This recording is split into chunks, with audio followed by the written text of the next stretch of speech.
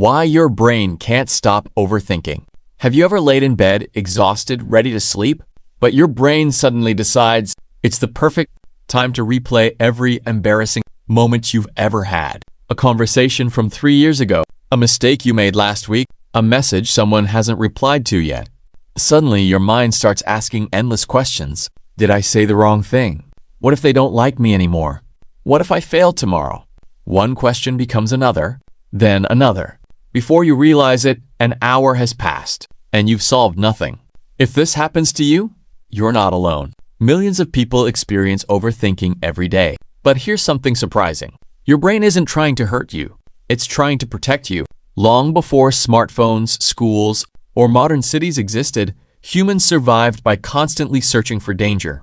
The people who noticed every unusual sound in the bushes were more likely to stay alive. The people who ignored possible threats often didn't.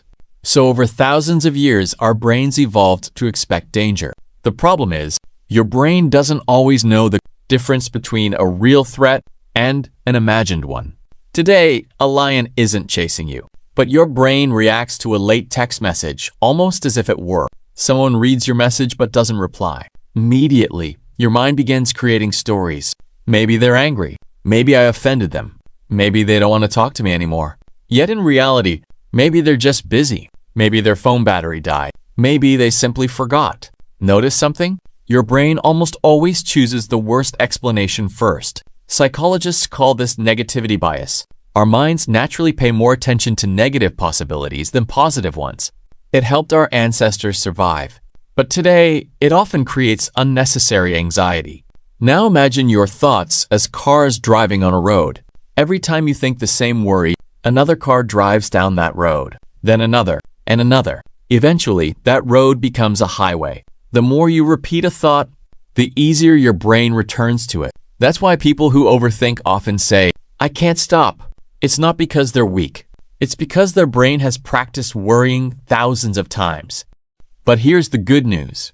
Your brain can also build new roads. This ability is called neuroplasticity. It means your brain changes based on what you repeatedly do.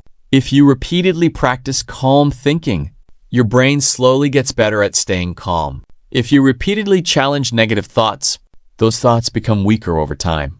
Let's look at an example. Imagine you're giving a presentation tomorrow. An overthinking brain says, "Everyone will laugh at me. I'll forget everything. This will ruin my future." But ask yourself, where is the evidence? Has everyone laughed before? Probably not. Will one presentation determine your entire life? Almost certainly not. Your brain filled the missing information with fear. Another common trap is trying to predict the future.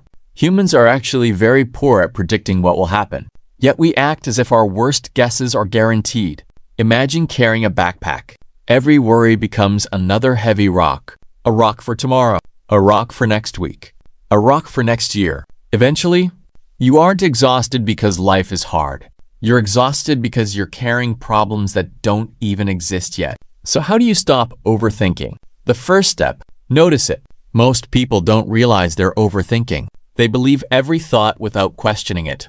Instead, pause. Ask yourself, is this a fact or just a story my brain is creating?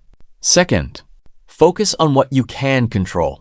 You can't control what everyone thinks about you. You can't control the future, but you can control what you do today.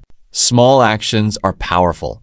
Instead of worrying about passing an exam, study for 20 minutes. Instead of worrying about becoming healthy, take a short walk. Action gives your brain evidence that you're making progress.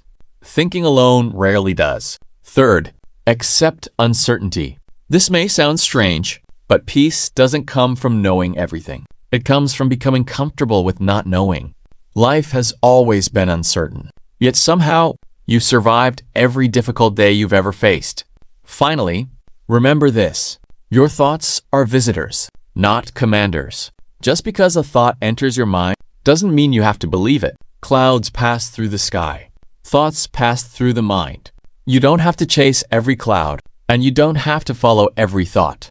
The next time you catch yourself trapped in endless overthinking, take a slow breath.